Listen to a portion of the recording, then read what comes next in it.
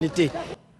Et l'actualité est aussi marquée par la hausse des prix des denrées alimentaires. Nous avons un invité sur ce plateau, le ministre du Commerce et de l'Industrie, Souleymane Diarra-Souba. Bonsoir, monsieur le ministre. Le gouvernement a pris des mesures et vous êtes là pour les annoncer. Merci. Communiqué du gouvernement. L'actualité nationale est marquée par la problématique de la hausse des prix de certains produits, notamment des denrées alimentaires de grande consommation. L'analyse des facteurs explicatifs de la hausse constatée sur ces denrées, variable en amplitude d'un produit à un autre, et entre Abidjan et l'intérieur du pays a permis de constater qu'elle résulte d'une combinaison de facteurs exogènes et endogènes. S'agissant des facteurs externes, les coûts du transport maritime ont fortement augmenté, en particulier du fait des conteneurs, dont les coûts ont été multipliés de 3 à 7 dans certains cas, et celui des assurances. En outre, on enregistre une réduction de l'offre de différents produits. Par ailleurs, les prix du pétrole brut ont doublé en 6 mois pour franchir la barre des $100 à fin février, début mars 2022. Au plan interne, la faible pluviométrie ainsi que le retard des pluies ont entraîné une perturbation du calendrier agricole, impliquant une insuffisance de l'offre des produits vivriers locaux. Enfin, les défis liés à la sécurité dans le Sahel ont engendré des distorsions sur l'offre des protéines animales et de certains légumes. Dans ce contexte, le gouvernement, soucieux de préserver le pouvoir d'achat des populations, a contenu les prix des produits pétroliers malgré la forte hausse des coûts internationaux des bruts, avec notamment le gel des prix du gasoil depuis le mois de mai 2021. Il a également conduit des discussions avec les filières concernées.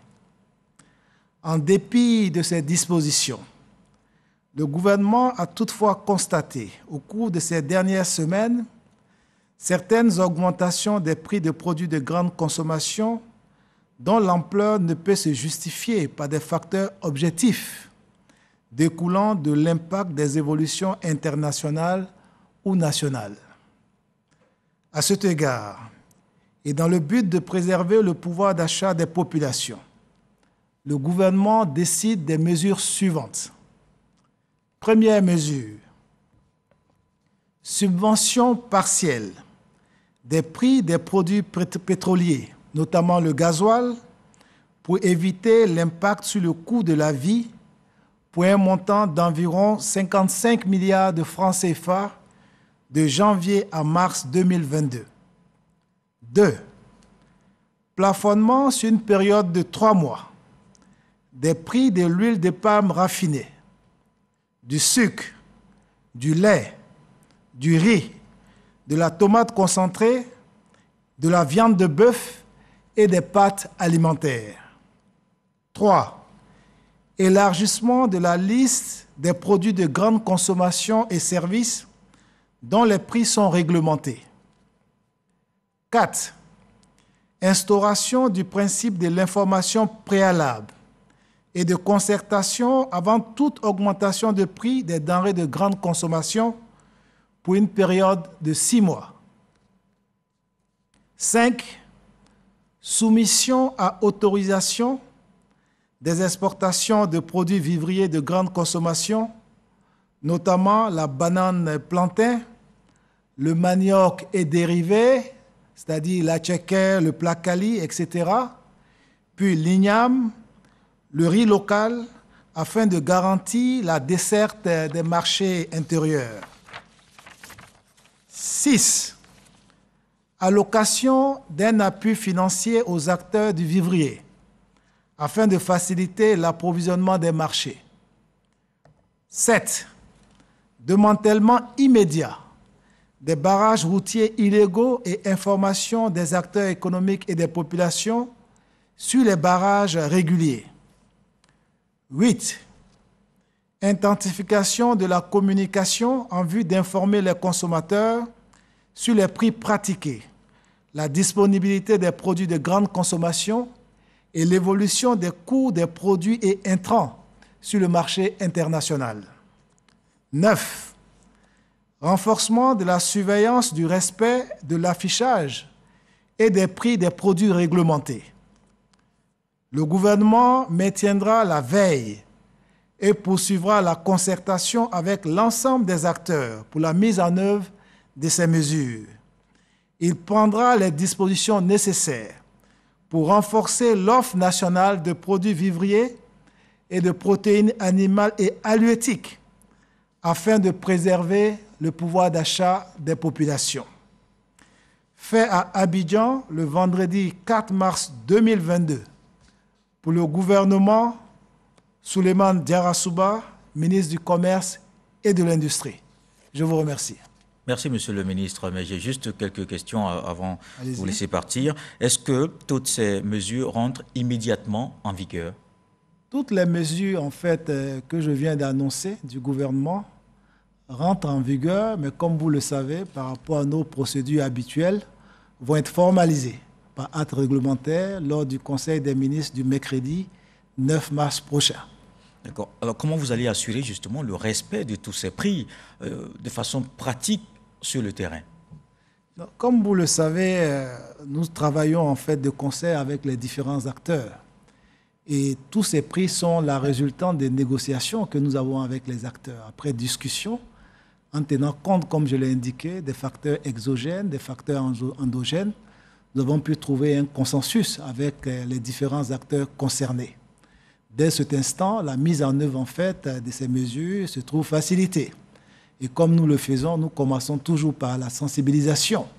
Parce que, comme vous le savez, après la sensibilisation, les tests nous permettent en fait de pouvoir sanctionner tous les contrevenants, je veux dire, qui ne respecteraient pas ces mesures.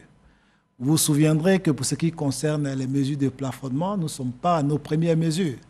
Par le passé, de telles mesures ont été prises et dès lors que la concertation est préalable, je pense que l'application sur le terrain se trouve facilitée.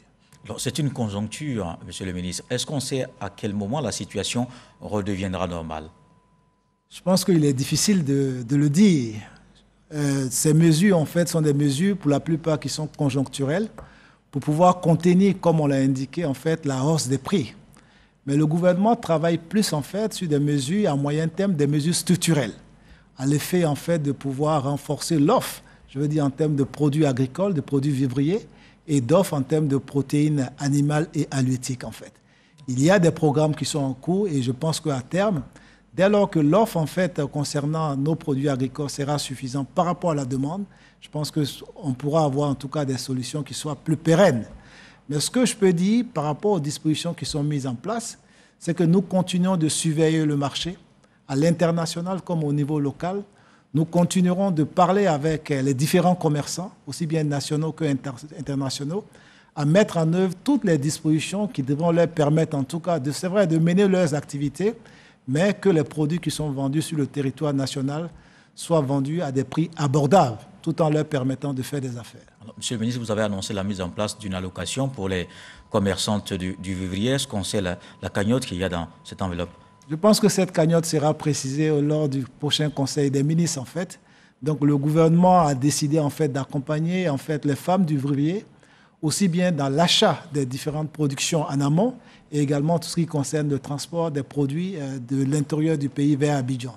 Merci. Tout ceci, en fait, pour le bonheur des consommateurs, parce que, in fine, tout ceci devra avoir un impact, en fait, sur la baisse des prix dans nos différents marchés et continuer surtout d'assurer la disponibilité des produits sur tous nos marchés. Et je pense que cela est important. Merci, Monsieur le ministre. Je rappelle que Souleymane Diarra-Souba, le ministre du Commerce et de l'Industrie, était sur ce plateau pour annoncer la mesure du gouvernement pour lutter contre la vie